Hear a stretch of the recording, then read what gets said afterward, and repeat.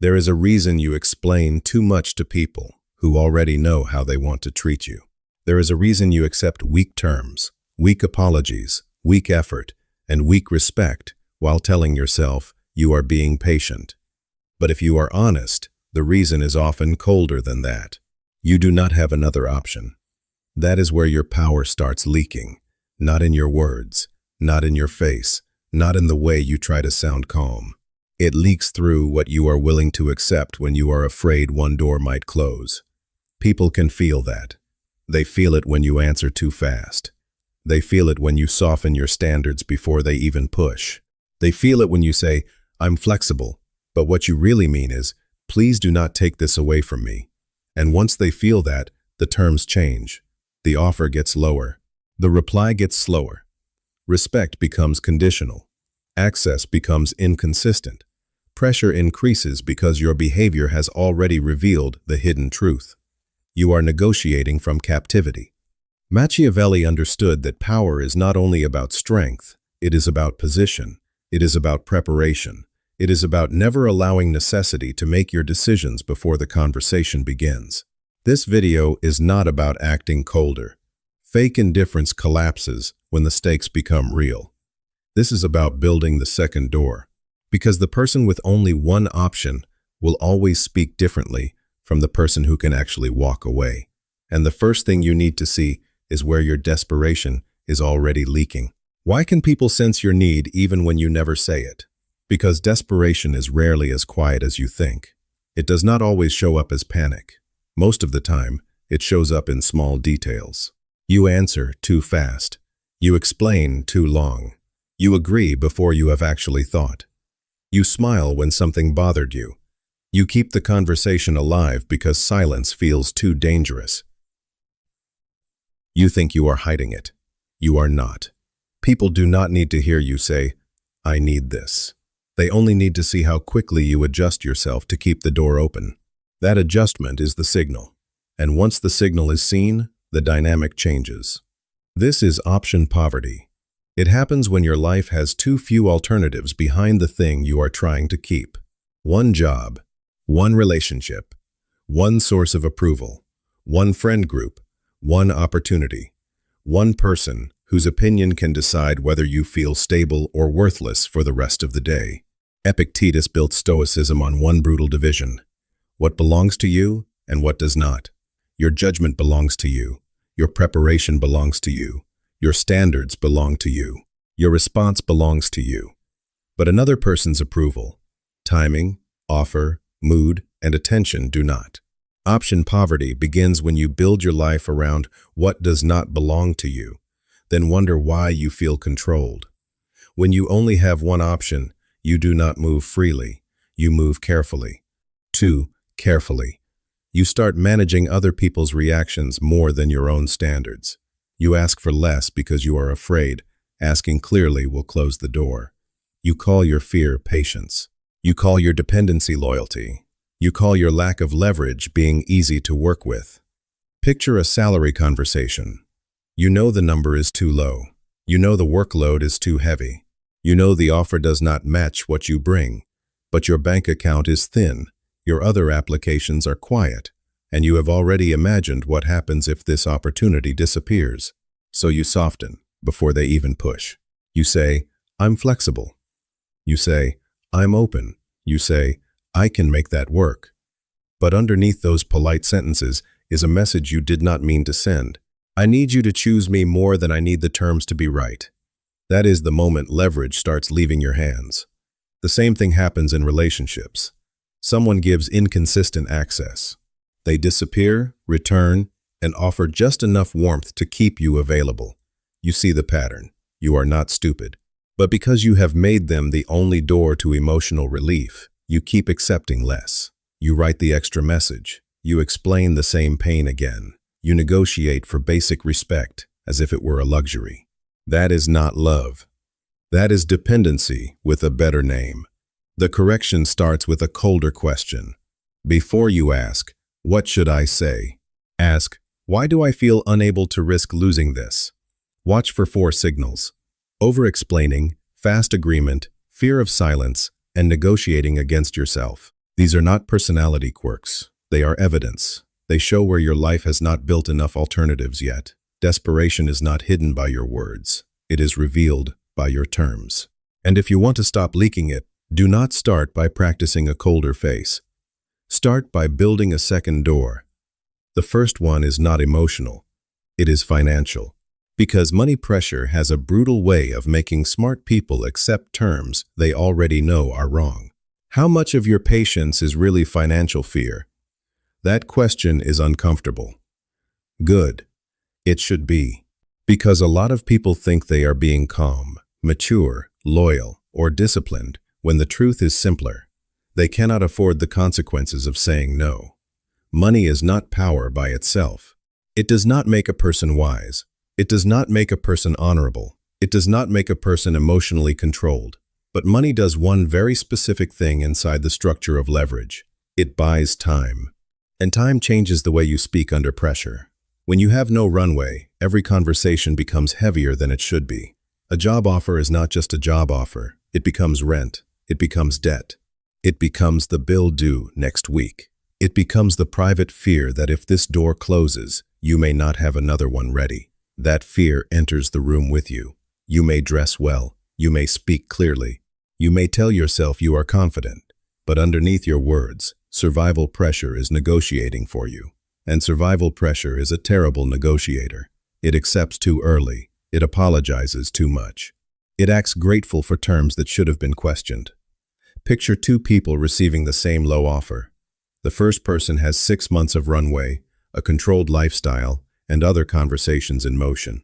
He hears the offer, pauses, asks for clarity, compares it to the value he brings, and negotiates without rushing. He does not need to be arrogant. He simply does not need to be rescued. The second person has no runway. His account is thin. His obligations are loud. His options are quiet. He hears the same offer, feels the same disappointment, and his nervous system starts calculating danger. So he smiles. He softens. He says, "That sounds good," even when it does not. Same offer.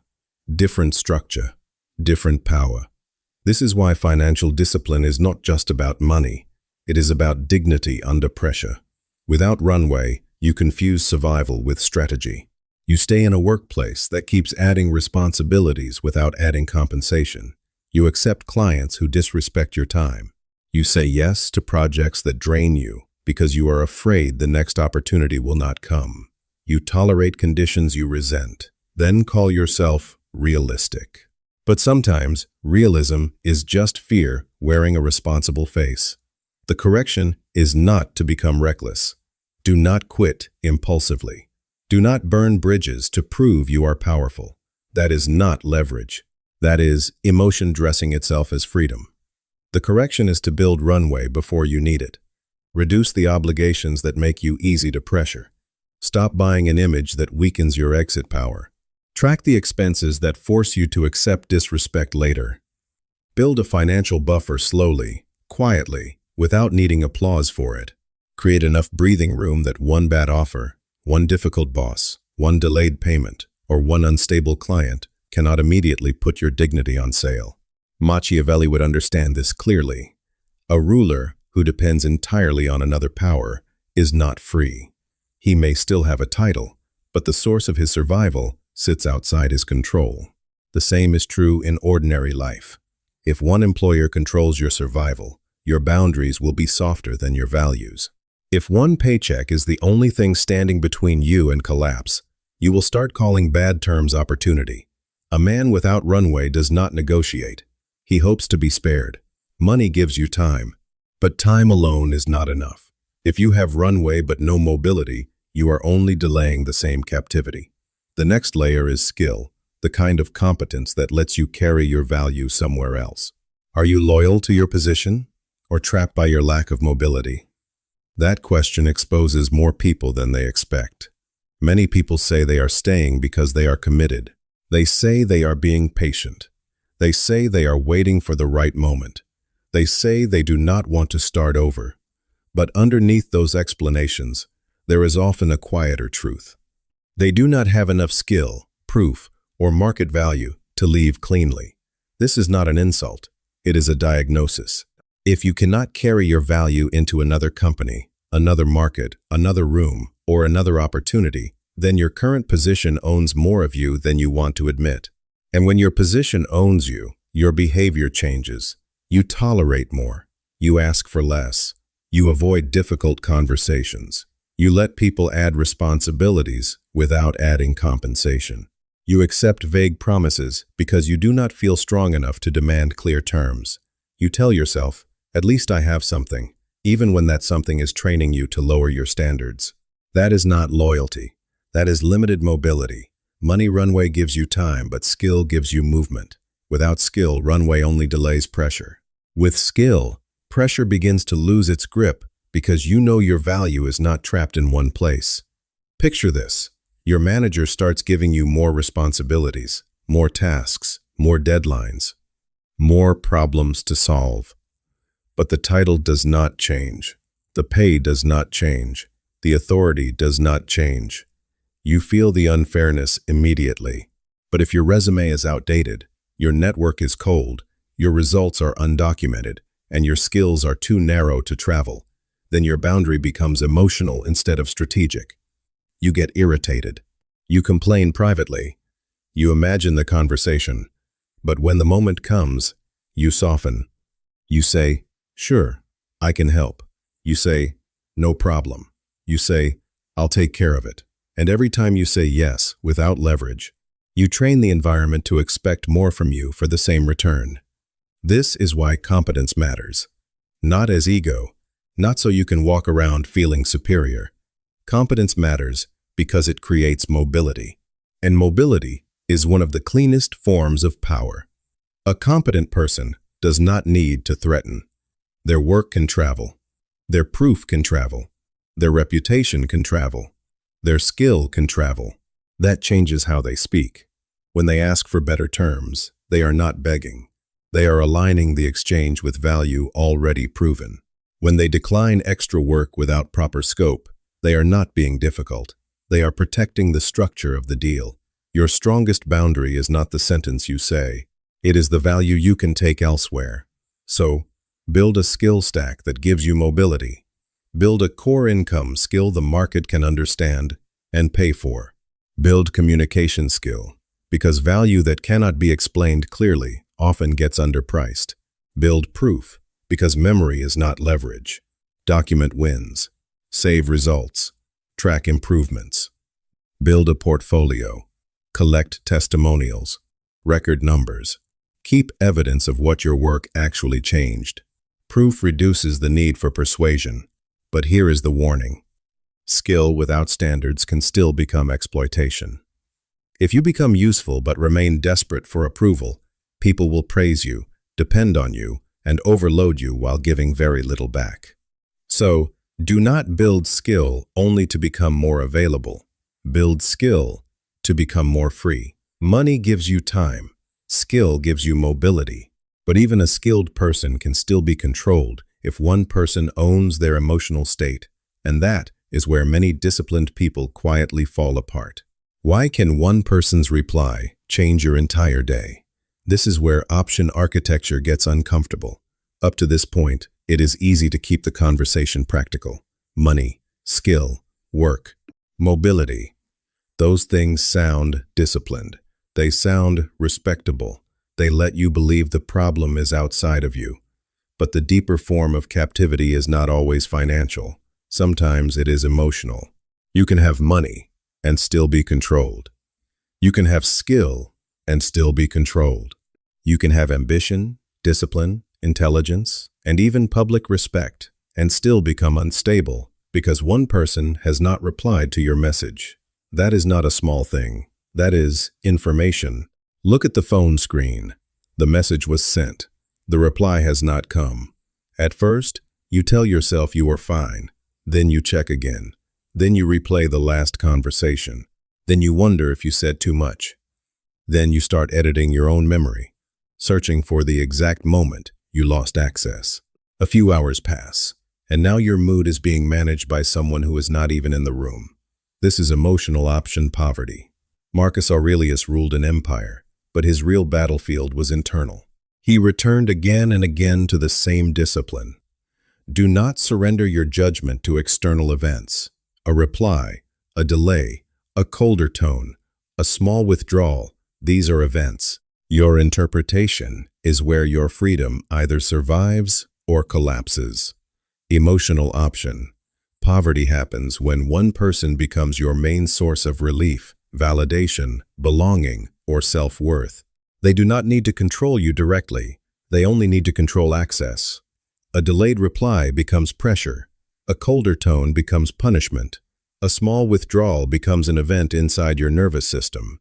And once that happens, you start negotiating against yourself emotionally. You become more available when they become less consistent. You become more explanatory when they become more distant. You become more careful when they become more careless. You start treating basic respect like something you must earn by performing better. This is not love. This is dependency looking for dignity.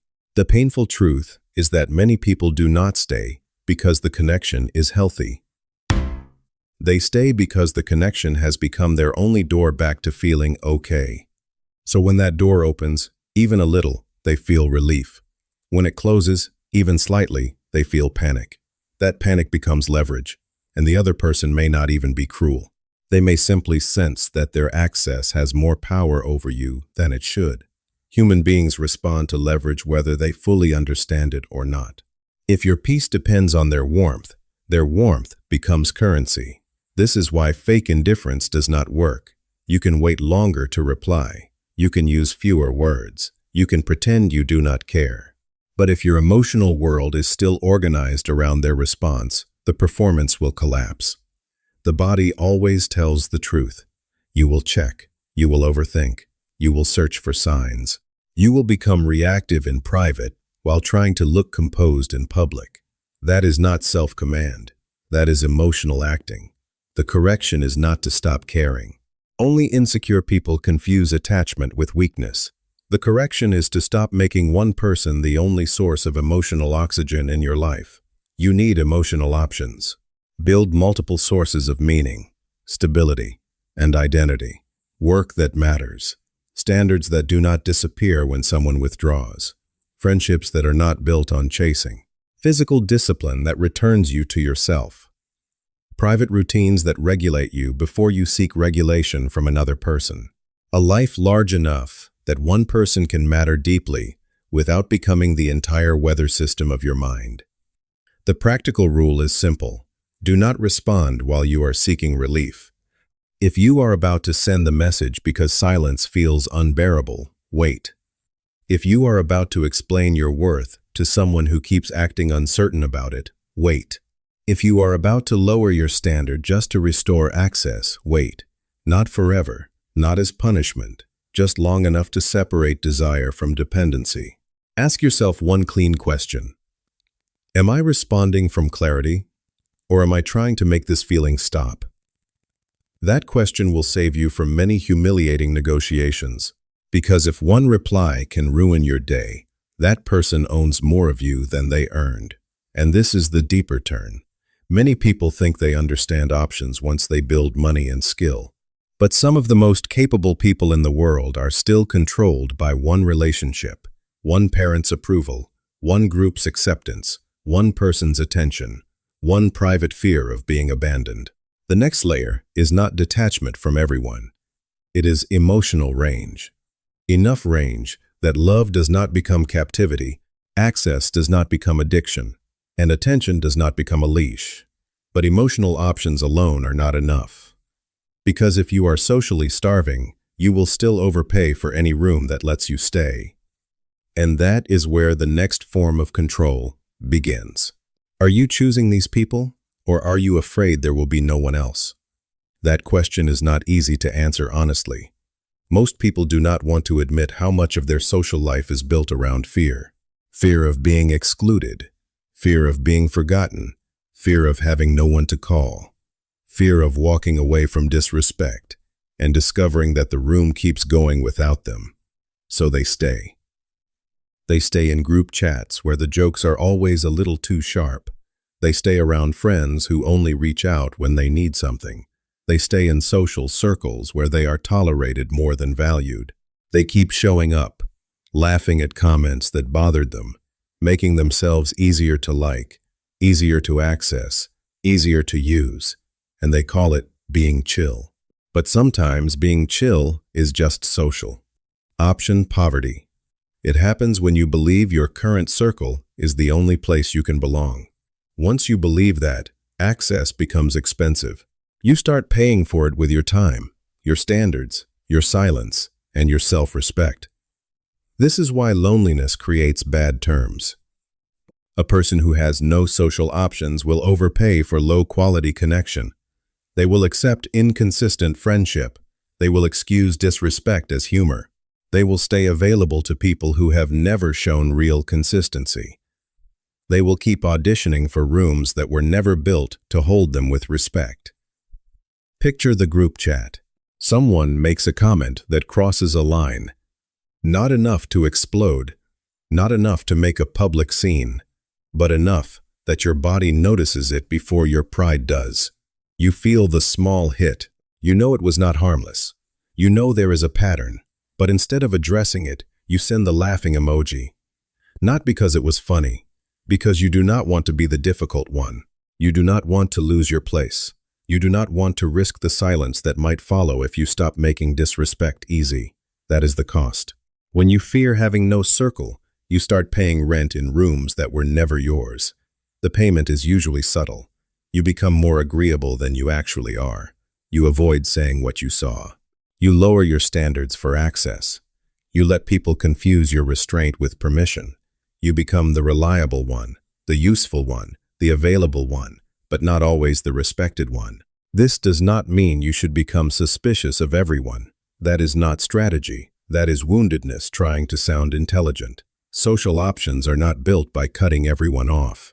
They are built by expanding your life until no single group owns your sense of belonging.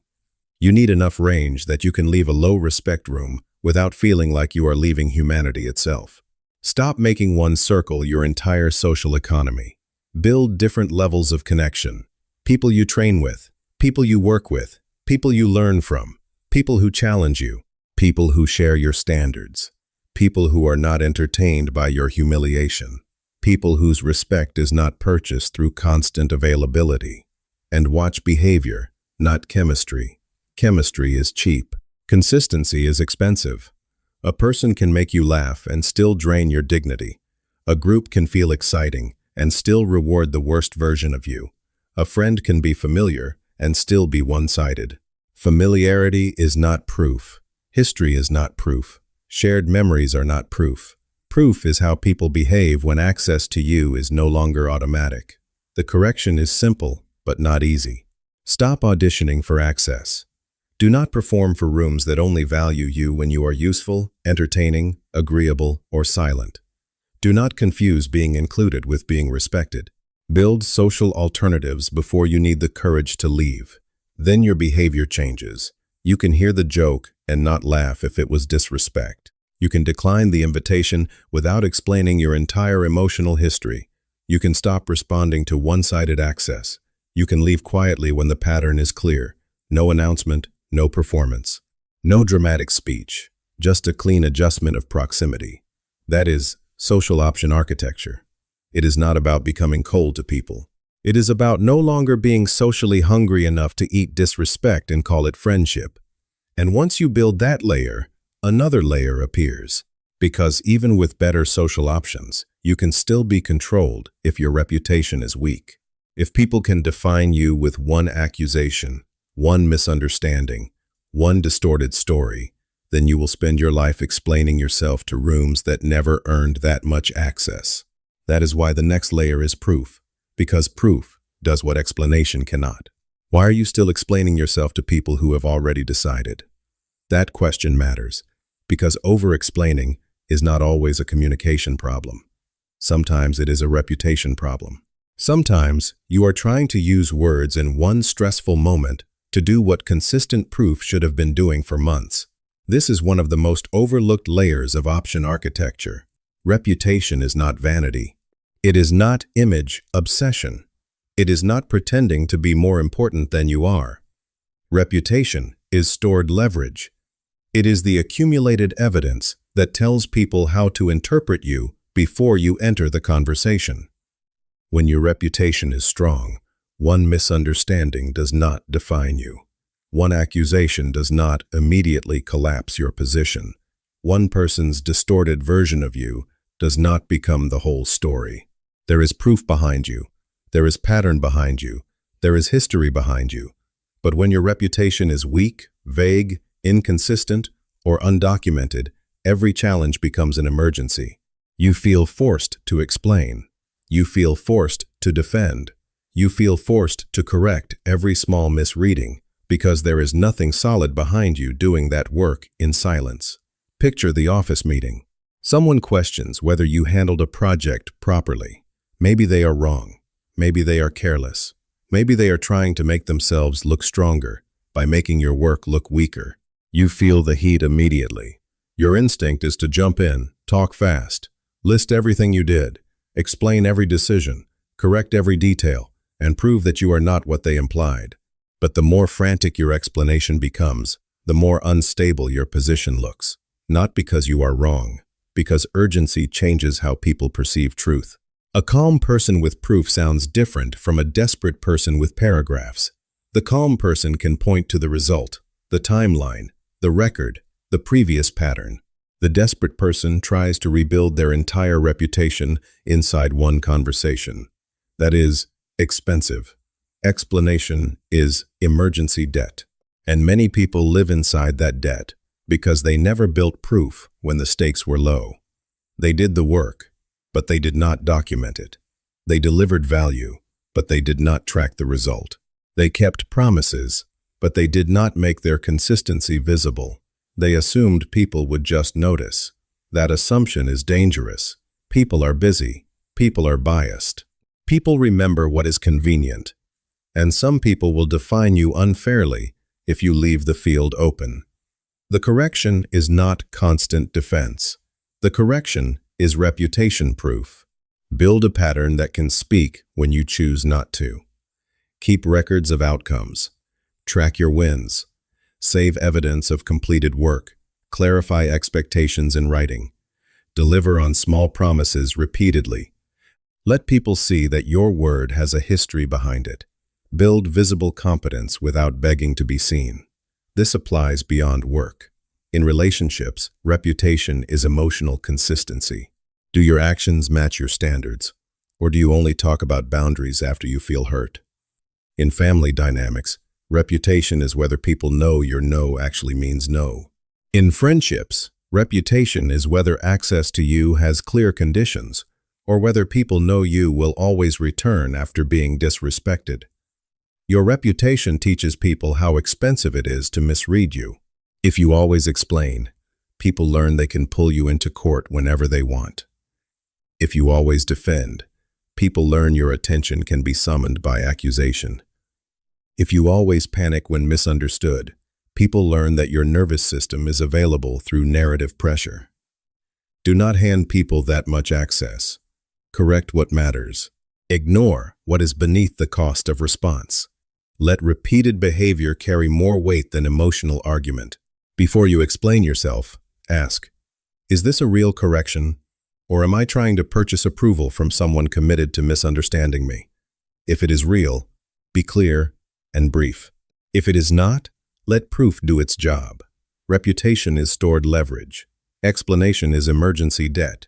But proof alone still does not complete option architecture. Because all of this eventually gets tested in one place. The high-stakes conversation, the salary ask, the boundary, the negotiation, the family demand, the relationship talk. That is where you find out whether you have options or whether you only have ideas about having options. How do you speak when the outcome matters, but you cannot allow that outcome to own you? This is where option architecture stops being theory. It gets tested in the conversation you have been avoiding. The salary discussion, the client negotiation, the relationship boundary, the family demand. The moment where someone wants something from you, expects something from you, or quietly assumes you will accept less than you should. Most people prepare the wrong thing. They prepare words. They rehearse the perfect sentence. They imagine the exact tone. They try to predict what the other person will say. They search for a line that will make them sound confident, reasonable, firm, and impossible to dismiss. But the real preparation is not the sentence. The real preparation is the position behind the sentence. Because if your position is weak, the words will start collapsing the moment pressure arrives. If the other person pushes back, you will soften. If they go silent, you will fill the pause. If they sound disappointed, you will start explaining. If they make you feel unreasonable, you will lower the standard just to restore comfort. That is how people lose the conversation before they lose the argument. They did not define their terms before entering the room. They did not know what they wanted clearly enough. They did not know their minimum acceptable standard. They did not know the cost of staying. They did not know the cost of leaving. They did not prepare proof. They did not decide what behavior would end the conversation. So when pressure arrived, they improvised from anxiety. And anxiety is not a strategist. Picture a salary negotiation. The weak version begins before the words are spoken. You walk in hoping they will be fair. You hope they will notice your work. You hope they will not make the conversation uncomfortable. You hope you will not have to ask too directly. Then they offer less than what makes sense. And because you never defined your line, you begin negotiating against yourself. You say, I understand. You say, I'm flexible. You say, maybe we can revisit it later. You make the rejection easier for them than it should have been. The stronger version is different, but not louder. You walk in knowing the number. You know the evidence. You know the market range. You know what you are willing to accept, what you are willing to revisit, and what does not work for you. You are not attached to one emotional outcome. You are attached to clear terms. So when the offer comes in low, you do not panic. You pause. You ask a clean question. You refer to proof. You allow silence to exist without filling it with concessions. That silence matters, not as performance, not as intimidation, but because a person who cannot tolerate silence will usually pay to end it. The same protocol applies in relationships. If you enter a boundary conversation without knowing what your boundary actually costs, you will turn the conversation into a plea. You will explain why your need is reasonable. You will list every time you felt hurt. You will try to make them agree with your pain before you act on your standard. But a boundary is not a court case. You do not need the other person to confess before you protect your access. You need clarity. You need terms. You need a consequence you are actually willing to carry. If the pattern continues, what changes? Do you reduce access? Do you stop initiating? Do you leave the conversation? Do you stop making yourself available for the same cycle? If you do not know the answer before the conversation, your emotions will make one up under pressure. That is dangerous. Machiavelli would tell you to prepare the position before the negotiation. That is the real lesson here. Do not walk into pressure hoping your words will save you. Walk in with terms, proof, standards, and a clear understanding of what you will no longer pay for access. Here is the protocol in plain language. Know what you want. Know the lowest terms you can accept without betraying yourself. Know the condition that makes you leave. Bring proof, not emotional noise. Slow your response tempo. Do not answer every pushback immediately. Do not fill silence with concessions. And if the terms violate your standards, end cleanly. No lecture. No emotional punishment. No performance. Just a clean refusal to keep paying a dignity cost you already identified. This is how exit power enters language. Not through aggression, through preparation. Never enter a serious conversation without knowing what leaving would cost, and what staying would cost more. But there is still one final trap. Many people love the idea of having options. They talk like they have options. They tell themselves they could leave any time. But when the moment comes, they cannot use the door they claim to have built. And that means it was never real exit power. It was only a fantasy of freedom. Do you have options, or only the fantasy of options? This is the final test. Many people like the idea of being able to walk away. They like the language of standards. They like saying, I could leave any time. They like imagining themselves as calm, detached, and impossible to pressure. But imagination is not leverage. A real option must survive contact with consequence. If you say you can leave the job, but you have no savings, no updated resume, no active network, no marketable proof, and no plan for the transition, that is not exit power. That is self-comfort. If you say you can leave the relationship, but one cold reply still ruins your night, one warm message still resets your standards, and one apology still makes you forget the pattern, that is not exit power. That is emotional dependency wearing a stronger voice. If you say you do not need the group, but you keep laughing at disrespect because exclusion terrifies you, that is not social freedom. That is fear with better posture. This is where option architecture becomes brutally honest. An option is only real if you can access it, survive the transition, and emotionally allow yourself to use it. Those are the 3 tests. Can you access it? Not someday, not theoretically. Is the resume ready? Is the money there? Is the skill sharp enough? Is the alternative conversation already open? Is the boundary already clear? Can you survive the transition?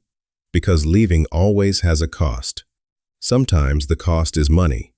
Sometimes it is loneliness. Sometimes it is discomfort. Sometimes it is the shame of starting again. Sometimes it is the silence that follows when you stop being available to people who benefited from your lack of standards. And are you emotionally willing to use it? This is the one most people fail. They build the door, then stand in front of it, hoping they never have to open it. They know what the pattern is. They know what the terms are. They know what staying is doing to them. But when the moment comes, they start negotiating against themselves again. They say, maybe it is not that bad. They say, maybe I am overreacting. They say, maybe I should give it more time. Sometimes that is wisdom. But sometimes it is fear trying to sound balanced. You need to know the difference. Seneca warned that people do not lose their lives only by dying. They lose them by spending themselves on what does not deserve the cost. The same is true of dignity. You do not lose it all at once. You spend it in small payments every time you accept terms your deeper self already rejected. A real option does not make you reckless. It makes you honest. It allows you to stop dramatizing every pressure moment because your life is no longer built around one outcome. You can think clearly because you are not begging reality to spare you. You can listen without shrinking. You can negotiate without leaking panic. You can say no without needing to punish anyone for making you say it. That is the mark of exit power. Not threats, not speeches, not emotional disappearance. Just the quiet ability to stop accepting terms that keep taxing your dignity. This is why the person with options does not need to raise their voice. Their calm is not a tactic. Their calm is structural. It was built in the private months when no one was watching. It was built in the saved money, the sharpened skill, the documented proof, the wider social life, the cleaner emotional center, the standard they decided before pressure arrived. Most people want the moment of power without the architecture that produces it. They want to sound firm without becoming free. They want the sentence without the second door. But life does not respect declarations for long. It respects structure. It respects preparation. It respects the person who has already decided what staying costs, what leaving costs, and which cost they are no longer willing to pay. So test your options. Do not brag about them. Do not fantasize about them. Test them. If this job lowered the terms tomorrow, what would you do? If this person withdrew access again, what would you do? If this group punished your boundary, what would you do? If this offer disappeared, what would you do? If this approval never came, what would you do? The answer will show you where you are free and where you are still owned. Because the final proof is not whether you can talk about walking away. The final proof is whether you can stop negotiating against yourself when the door is open. So the question was never whether you could act more confident. It was never whether you could sound colder, reply slower, explain less, or walk into a conversation with a harder face. The real question was always this: where in your life are you powerless because you secretly have no alternative? That is the place to begin, not with performance, with architecture. Because life does not control you only through fear. It controls you through dependency. One paycheck, one person, one group, one approval source, one reputation you have not built, one conversation you are afraid to have because you know the cost of losing is heavier than the cost of staying. And when you have only one door, you will call captivity by beautiful names. You will call it patience. You will call it loyalty. You will call it being realistic. You will call it understanding. You will call it waiting for the right time. But the body knows. It knows when you are accepting terms that cost too much. It knows when your yes is not clean. It knows when your silence is not discipline, but fear. It knows when your flexibility is not strength, but survival pressure wearing polite language. Machiavelli would not mistake that for power. Power is position. Power is preparation. Power is the ability to meet pressure without needing the outcome to save you. So build the second door. Build the runway. Build the skill. Build the proof. Build the emotional range. Build the social options. Build the standard before the test arrives. Not loudly, not dramatically, not to impress anyone. Build it because your dignity should not depend on one person's mood, one employer's offer, one group's approval, or one door staying open. This is the doctrine.